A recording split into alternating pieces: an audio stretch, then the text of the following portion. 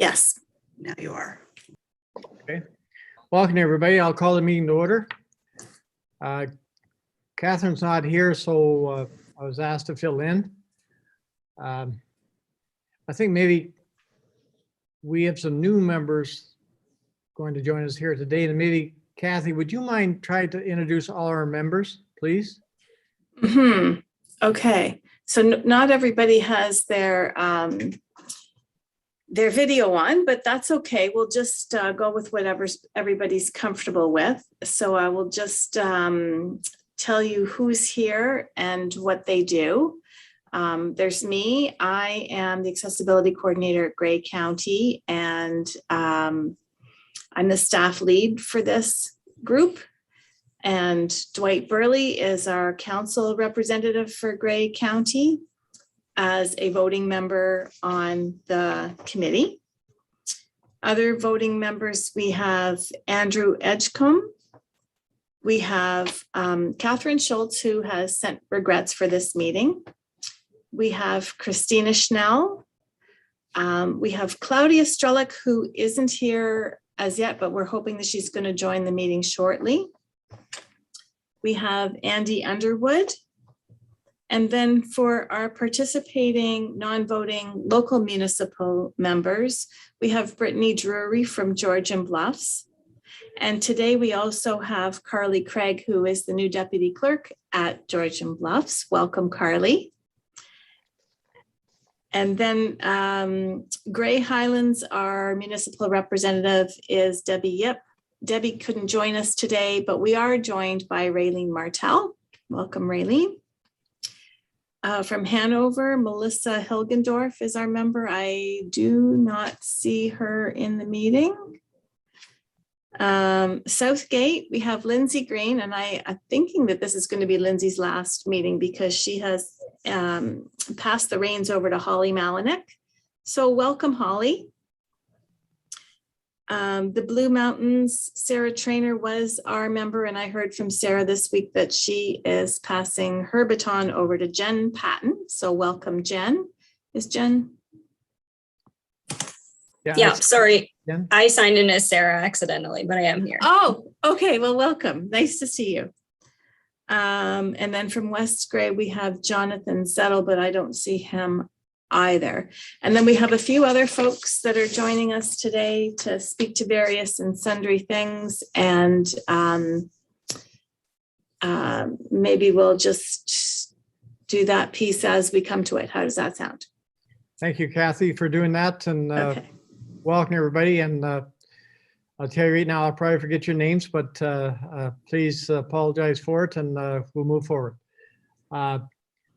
Let's move on with our agenda then. Declaration of interest. You can clear anytime you see fit during the meeting. We're down to site plan reviews. Our first one is installation of family for autism Grey Bruce communication boards by Georgetown Bluffs. And Zach, I believe you are going to take the lead on this. Yes, I am. Thank you, Mayor Burley. So the first report I have here is in regards to the Families for Autism. Grey Bruce made a presentation to Township Council a little while back, and they're looking for support in installing some communication boards at playgrounds and some green spaces throughout Georgetown Bluffs. These boards have already made appearances throughout both Grey and Bruce counties at other municipal playgrounds.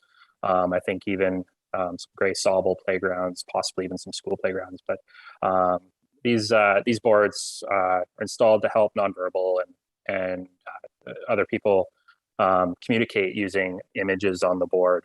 Following the presentation, Council requested that we consult with the Joint Accessibility Committee prior to installing them. So we have identified a few locations, 3 in particular, 2 which are ready for installation. A couple boards are planned for the playgrounds at Shallow Lake Community Center. There's a large playground there that's sort of separated into 2 different age categories. So installing one on either end of it, as well as the playground at Sarawak Family Park, which is located on Georgian Bay, just across the road from Legacy Ridge Golf Course. The park there has actually undergone a few accessibility upgrades over the last year or so. Some things that have stalled but are getting completed, including a washroom upgrade. So I think installing these boards will be a welcome addition as well. The third will be installed at a planned playground in Kilsyth, where the development's happening behind the community center there. Eventually, as development progresses, the plan is to install a playground as part of the development there. So we've identified that as another worthwhile location for one of these communication boards.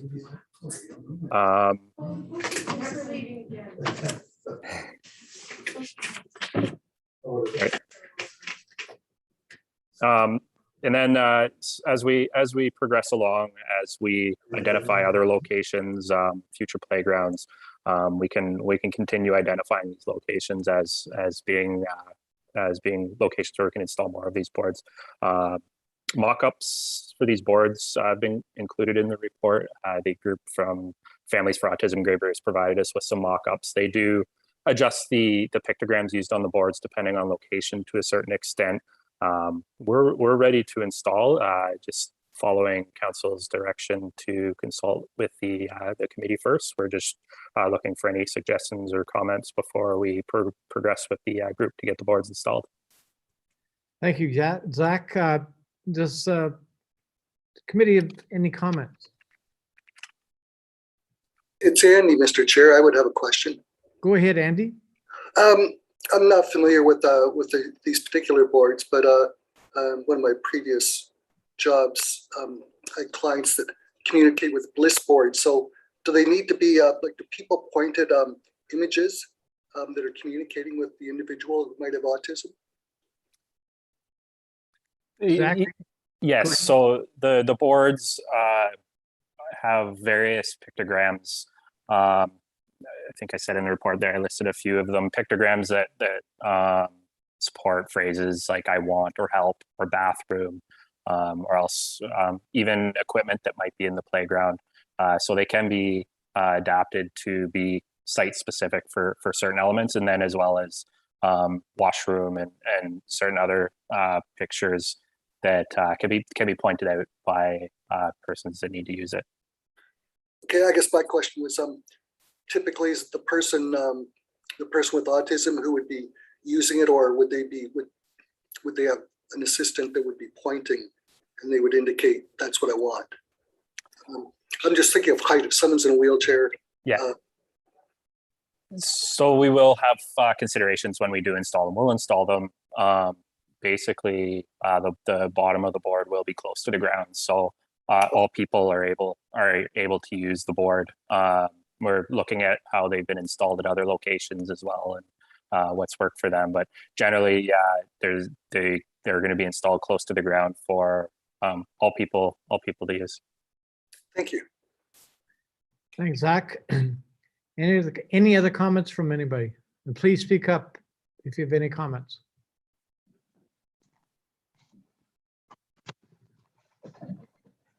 Well, Zach, it's a great presentation, and we really look forward to have them installed in Georgetown Bluffs, and it's just a great thing. If there's no other questions of Zach, I'll move forward with our agenda then. Madam don't call it clerk, do you need just direction for approval for Zach, or how do you want to handle this? We could do that, sure. So do you want just a show of hands of everybody that they agree with it, or how do you want to handle this? Well, we need a mover and a seconder, I think. That the committee support the proposed communication boards. I would move that. It's Andy. Okay, thanks, Andy. And Christine, did I see your, yes, I heard your voice. If there's no other discussion on the motion before us, I guess a show of hands, or just go maybe, because I can't see everybody. All those in favor of the motion, say yes. Or how about anybody not in favor? That's a better way of doing it. Thank you. Maybe. Okay, I'll repeat that then. Anyone not in favor of the motion before us? Hearing no reply, the motion was carried. Okay. Okay. I never seen the clerk's face coming on my screen, so I guess I've done everything right. So let's move on to our next item on our agenda is Township Park signage, Georgetown Bluffs. Zach, you again, and go ahead, please. It is. Thank you. So we've been looking to improve signage throughout the parks and green space and facilities throughout the township in an effort to improve consistency and show branding. And we've been introducing this at many parks and green spaces, as I was saying. We found that there was a lot of inconsistent signage, various branding, logos, and contact information that was in need of updating. And so in an effort to continue improving this presence throughout the system, we're proposing some new signage that updates some old and missing information. These signs are predominantly planned to be used as sort of a secondary signage. We do have some new location signage with some larger signs and some electronic communication signage. The idea is that these will predominantly be used as a secondary signage and include details, some important details, 911 information, addresses, park etiquette, prohibitive uses. I've actually noticed driving around recently, the county has some new similar signage that they've put up at some of the properties that have some of the same details, and including other information.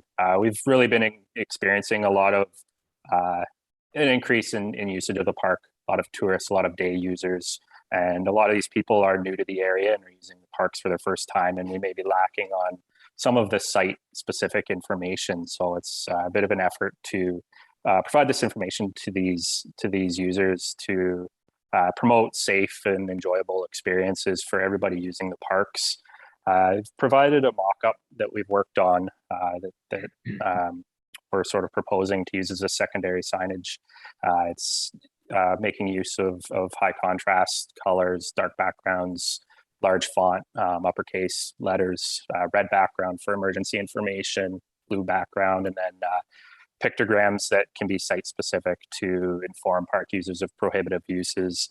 And then as well, the idea is to install these signs at high flow areas, parking areas, pathway heads, washrooms where they can be easily seen by the park users. We're basically just looking for any feedback, any suggestions before proceeding with this new signage. Thank you. Zach, the committee have any comments? Andrew, go ahead.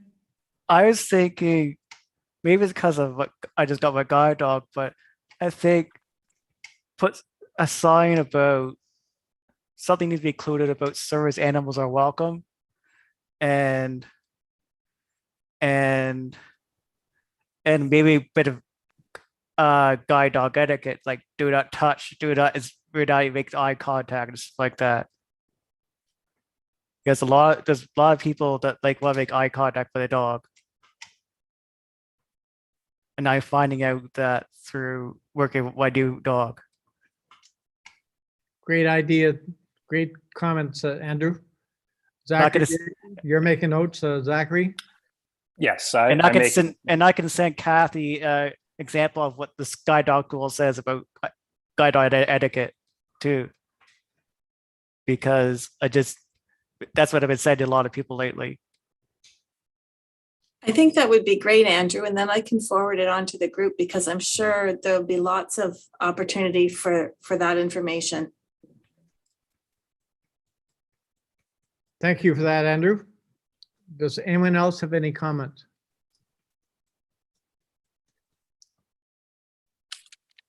I don't see any. Christine, does your cat have any comments? No?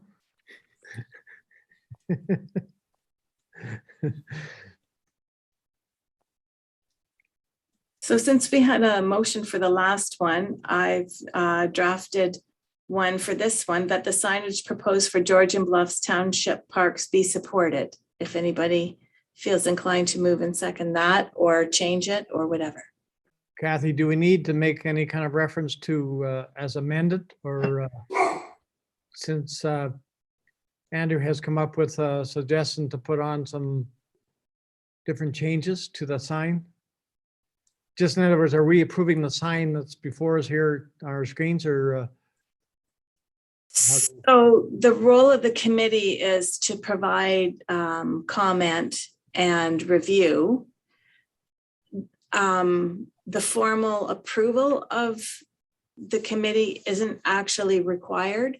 Okay, So I think just support of the project would probably do it.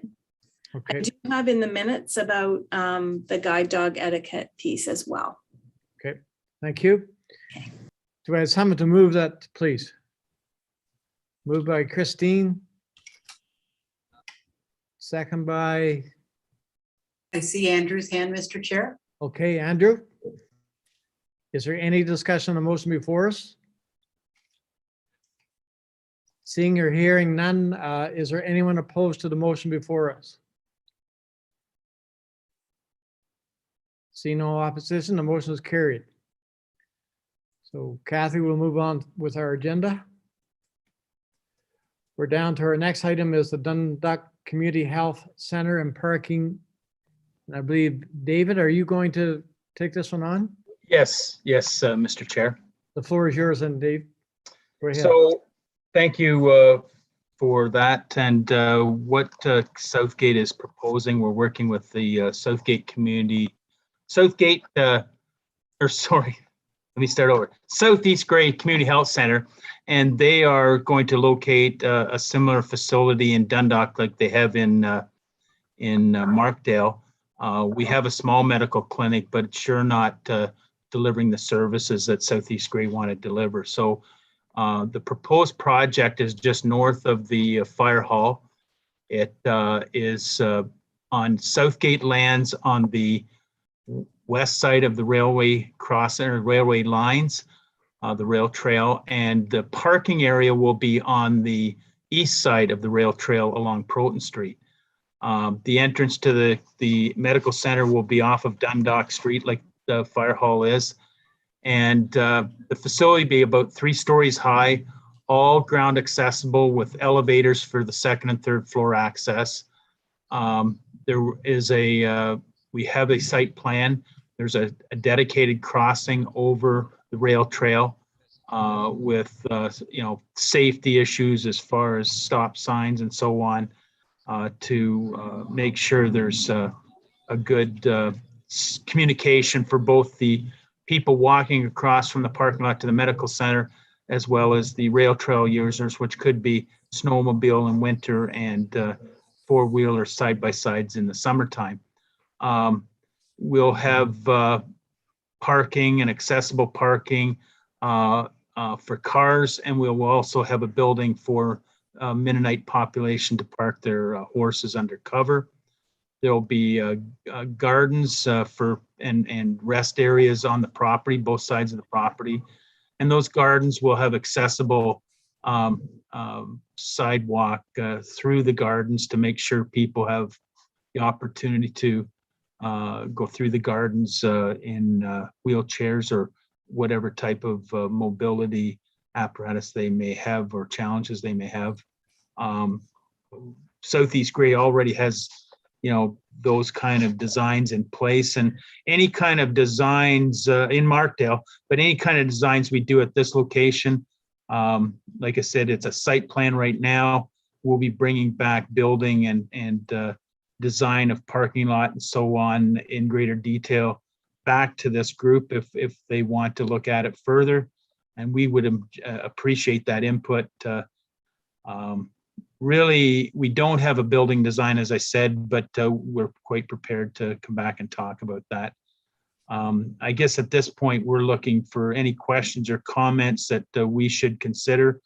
The municipality is really in the role of facilitating. We are rezoning the property and making the property available in partnership with the county and the township to bring this much needed service to the community, because there's likely no other building in Southgate that will need more accessibility respect issues to deal with than this building because of the medical challenges and the movement challenges and other physical and challenges that patients have to deal with when they enter the facility. So I'll leave it there for questions because we're in the early stages right now.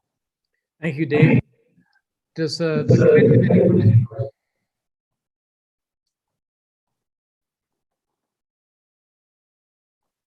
Kathy, I cannot see or hear. I do not believe there's any questions, or is there? I can't. Do you see any? I'm not seeing any questions either, but this is a good time.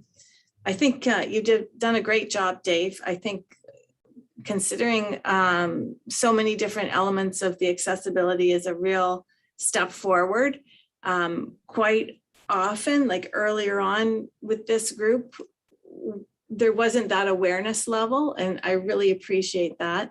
But if anybody else has any other thoughts of anything that Dave might not have thought about that you'd like to add in, this would be a great time.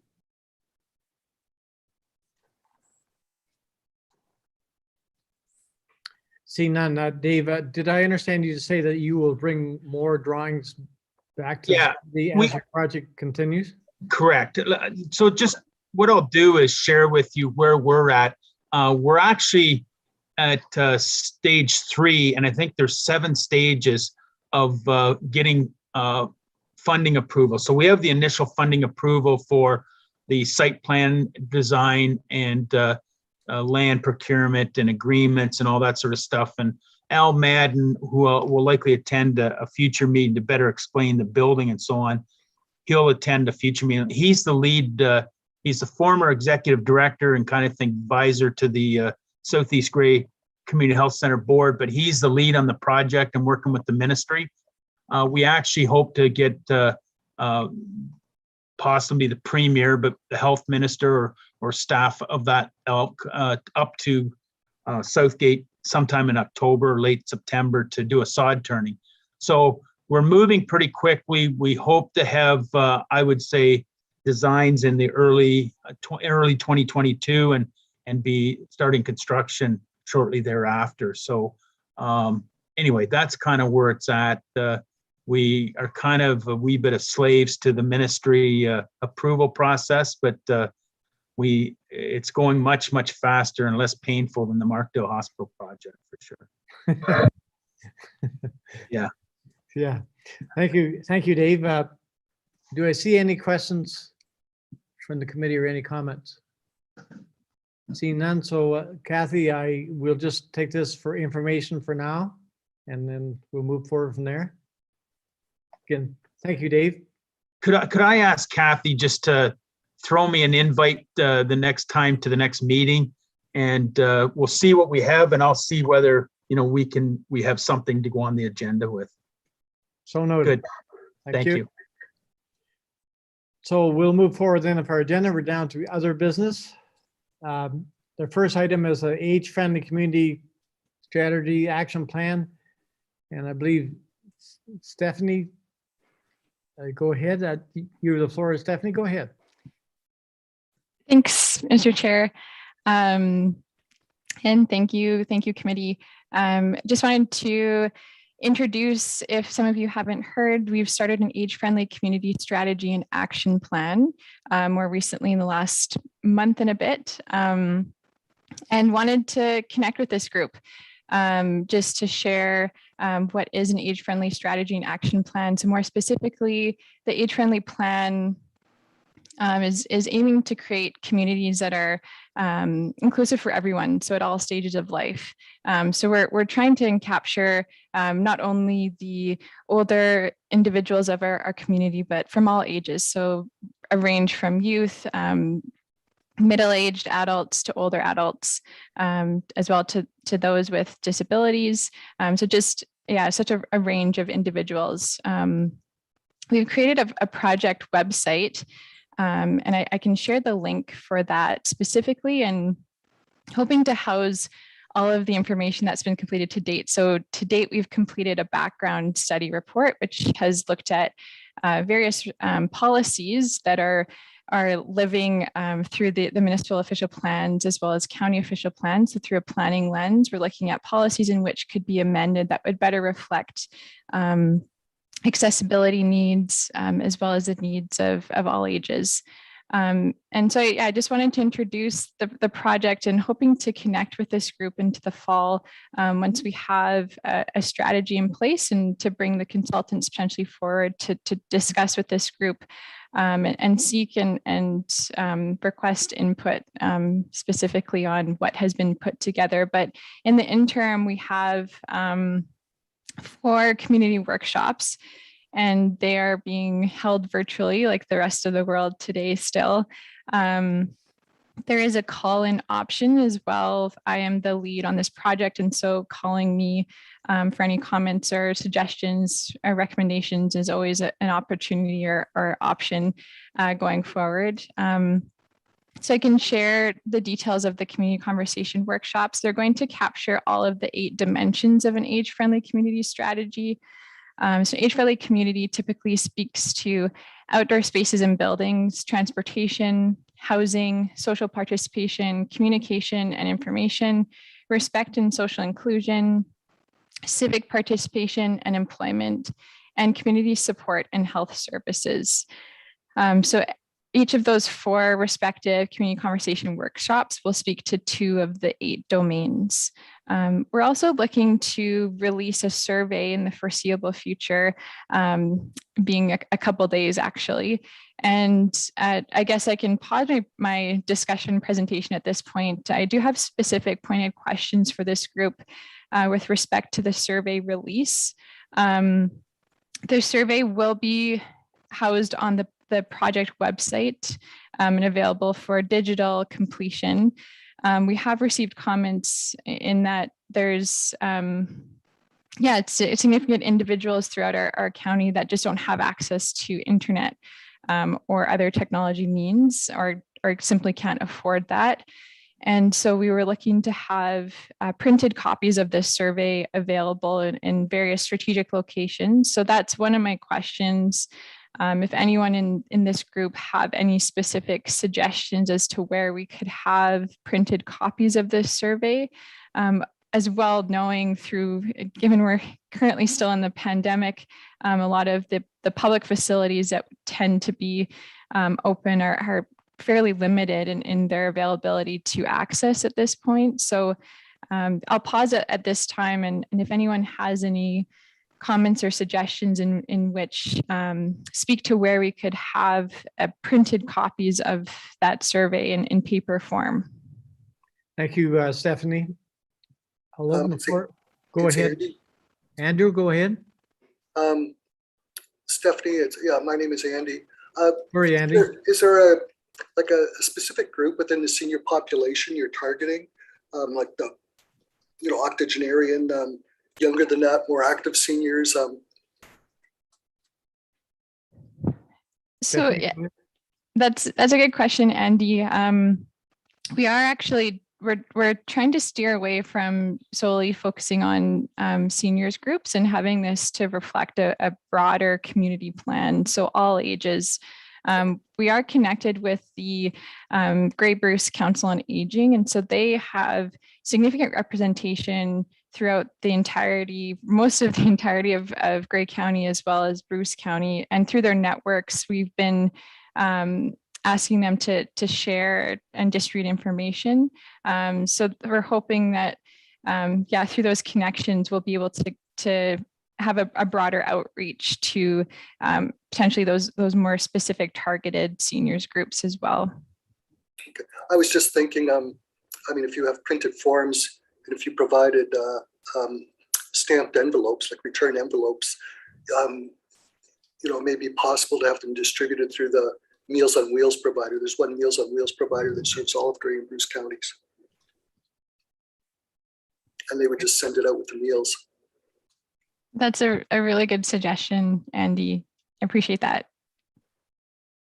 Okay. Christine, go ahead. Sorry, apparently not technology savvy. I want to go on what Andy said. Like here in the town of Hanover, we have what we call a Probus Club, and they're a professional business club, and a lot of them are the seniors as well. I was actually having a similar conversation like this with the lady across the street. Any of those sort of clubs, like I would say, so Meals on Wheels is a good one.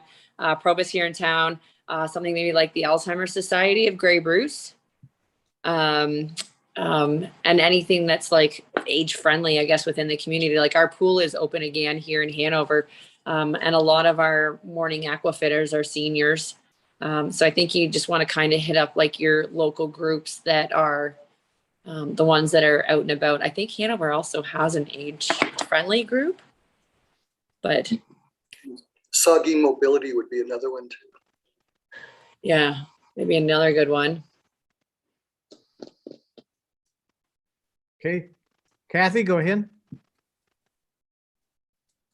I'm just wondering, how long is the survey? Yeah, that's a good question. We were just reviewing it earlier today, and let's see if I still have it open. The length of it is fairly extensive. So they're about 10 pages. However, the format of it is going to change. As of right now, we just have the questions, and the questions will be reformatted to then be shared through being able to answer it with a Likert scale. So the spacing of that. So the entirety, the total question count is probably around 50 questions, I would wager. So it's quite lengthy. And again, it captures all of those 8 respective domains. And so some of those questions, if you're looking at public transportation, for example, we're going to have a question at the very beginning of that section. Does public transportation, does that exist in your community? And if you say no, then it would bypass that entire section. So hoping to really just narrow in on what is applicable to the people that are providing input. Okay, so my thought before I realized how extensive the survey was to maybe have a little radio segment and just say, like a little short ad saying, we're going to do this age-friendly survey if you want to call in and do it over the phone, but then you need somebody to actually take all the answers. So that might not work, but I find radio reaches a lot of people. Renee, go ahead. Thank you. The one thing that I was thinking about is, what about engaging our local libraries? If not having paper copies of the survey available, having a signage there where the libraries could potentially have saved the link to the survey on as a favorite on the public computers, and assisting the residents and the seniors that go into those facilities with submitting them. I know our libraries do see a lot of our residents using them, but a lot of our seniors do go into the libraries for computer help, and it might be something if they put the sign up and that if their local libraries in the county know about it, be able to help and assist with people completing them at those locations. Okay. I think I've seen Stephanie's head nodding, so she's taken it all in. Thank you very much. Is there any other comments from the committee? And please speak up. There's none. Stephanie, go ahead. Yeah, for sure. Thank you, Mr. Chair. I really just circle back to Kathy's comments about the teleconference call-in option for survey completion. That was raised actually with another group that they were hoping to maybe carry that out on their own. And so it was a senior center without walls, and so they already connect through phone teleconference platforms today. And so with that, I'm not certain if that's of interest to members of this committee, but county staff could potentially help arrange a teleconference meeting setup that would simply go through the survey, and then we would ask for comments at that time. So that might, I don't know if that works. We could look to do that for this committee, or more broadly, if there's any other groups that anyone can think of to have that sort of arrangement, please share. Thank you, Stephanie. Kathy, any comments? No, I'm good. Thanks, Mr. Chair. Okay. Stephanie? Thank you, Mr. Chair. And yeah, sorry, I apologize as well, Raylene. I do appreciate the comments about the libraries. They are such a great community hub and connector. So yeah, certainly connecting with them. I do have another question for this committee. We are looking to complete a community audit. And so within the resources and time that we have allocated for this project completion, we have about 2 hours to do a community audit, so it's extremely limited. But with the hopes of, with the survey completion, we're hoping to receive information that would specifically focus on certain specific neighborhoods throughout the county or areas of potential concern where we would visit them in person and then try and navigate those environments through an accessibility lens, through just a more broad, how does someone feel, or do they feel safe in that environment? Are there noises? Are the signs legible, that type of thing? And so, we were hoping to conduct that in September. And I think it's prudent to have involvement of individuals that do experience, if they have visual constraints or mobility constraints, for those individuals to be part of that community audit, because an able-bodied person can only make assumptions. And so I think that's where it would be great if there was participation from a member of this committee that could accompany us through that community audit and provide in-person input of the given geographic location. And so the tentative date for that's been set would be September 8th from 10:30 until 12. And that can be modified, recognizing that this is the first time that many of you will have been hearing about this. And so, wondering if there is interest of volunteer, seeking input on that piece from this committee. Thank you, Stephanie. Do I hear a volunteer coming from the committee?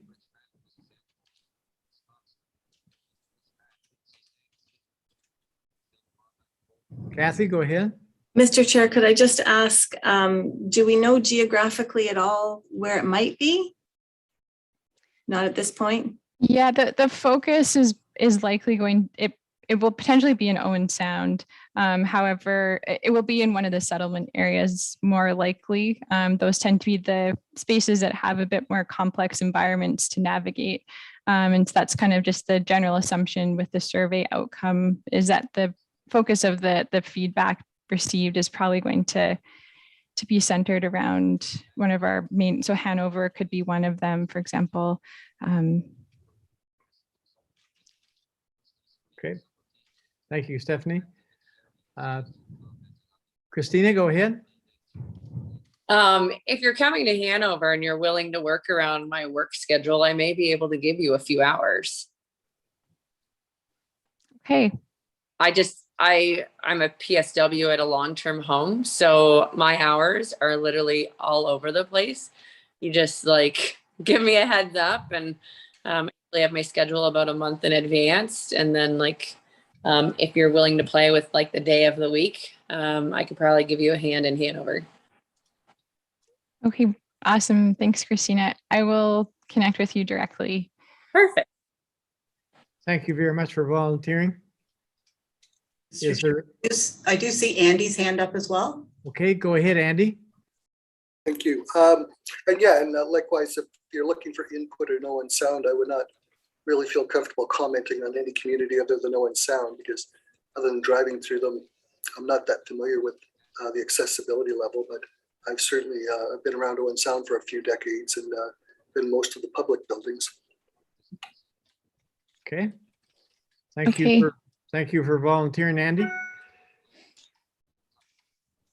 So Stephanie, you got 2 volunteers. Yeah, that's great. I'll connect back with Christina and Andy, and then we can make sure the date and time works. And I'll provide a lot more details at that point as well. But yeah, that's fantastic. And yeah, that generally covers what I was hoping to just discuss this afternoon. Again, the information of the project is available on the project website. We have a lot of we have upcoming survey, the community discussions. There will be a presentation of the draft strategy, and so that's where I was thinking we could maybe reconnect with this group. That would be later in the fall, and so just hoping once you guys have figured out and solidified the next meeting date and time, then look at the project schedule and see what can then be brought forward to this group, and what works in terms of both timings. So that generally covers everything. And yeah, looking forward to connecting with this group in the next foreseeable future. Thank you, Stephanie, for bringing that information to the committee. It's well done. Thank you. If there's no other comments from the committee, I'll move forward with our agenda. Seeing or hearing none. So our next item on our list is Great Highland Service Counter improvements. Raylene, you are going to present this. By the way, it's a nice looking counter. I thank you. So we had the plans for this, came to this committee last year at some point, and we just wanted to provide a little bit of an update of what we've done since those plans had come through. So everything is pretty much done. It's completed the way it was. So if you can see from the first picture there, our original counter came out in a semicircle, and it took up about half of what our lobby area was. So when you consider that our lobby area is the direct in and out into our council chambers as well, if you had somebody at the counter, it was a very tight space. So we streamlined that and pushed everything back against the wall, which provided a lot more opportunity and area for people in the lobby to have a lot more room. We also made sure that our accessible counter space, the lowered spot, was actually wide enough to, more than wide enough to accommodate chairs of various sizes. We also have, what you can't see behind the wall, is we actually have a chair behind the wall that we would sit at if we were at that accessible counter as well, so that we're eye to eye with anybody that's using the accessible counter that way. We also have available a tablet for use as well if anybody needs anything for accessibility issues. If they need assistance with or their burn permits or those kinds of things. So we're able to assist that way. If they needed to use any app specific or to assist us in assisting them, we do have a tablet available right at that counter for us to use. So we're quite happy with how it turned out. It actually worked out quite well for adding the COVID screening that we needed to put up in place. So we've been able to be open to the public and being able to allow for that social distancing inside as well. So just wanted to provide that little brief update of where we were to where we are. And if you have any questions, I'd be happy to answer that. Thank you very much for bringing that forward. It is an amazing looking job. Well done. Does the committee have any comments? I can't see or hear anybody. So again, nice looking counter. Thank you. And I'm going to have to vacate the meeting now because I have a committee of adjustment meeting shortly. So thank you for having me. Much appreciated. Thank you for coming. So I'll move on the agenda. We're down to 2021 Accessibility Compliance Report. Kathy, go ahead. Okay, thanks. So I wanted to be able to include the actual link to the I wanted to be able to include a PDF of the compliance report. So all municipalities have to submit a compliance report for 2021 by the end of the year. In the agenda, there is a link that if you click on it, it does take you to the province's page where you can there download the compliance report. It looks to me to be very similar, if not identical, to the 2019 one. So you just have to approach it from where are we at? Where are we going? And if anybody has any questions from the local municipal that need, if there's anything that doesn't seem clear, please feel free to connect with me by email and I will do my best to help you with that. I know that WCAG has been a challenge for everybody. So for that one, my take on it is going to be, we're going to do an audit at a particular point in time. And my response to those questions are going to be, at this particular point in time, this is where we're at for accessibility, because those ones change daily. So anyway, I just wanted to give you the link so you could get to your report, because the ministry doesn't seem to be that interested in letting us know it's ready, but it's ready. We can start working on it. Thank you, Kathy, and it's great to have that link, and I'm quite sure that'll be passed down to all lower tier municipalities. Does the committee have any comments on this report at this time? Seeing or hearing none, Kathy, thanks very much for that. So I'll move on to the agenda. We have reference documents, mainly for information, Kathy, for the committee. I guess, is there any comments on those reference documents? Seeing or hearing none, so we'll move on to our agenda. Our next meeting date has been set yet? No, it hasn't been set yet, but I do hear that we do need one for the fall. I know Georgian Bluffs has 2 site plans coming forward. It sounds like Dave might be bringing back that site plan, and probably Stephanie's going to want to be talking about age friendly. So I'll try to coordinate with everybody to get a good meeting date that suits everybody. Okay. Thank you, Kathy, for that. So we look forward to that meeting date when you send it out.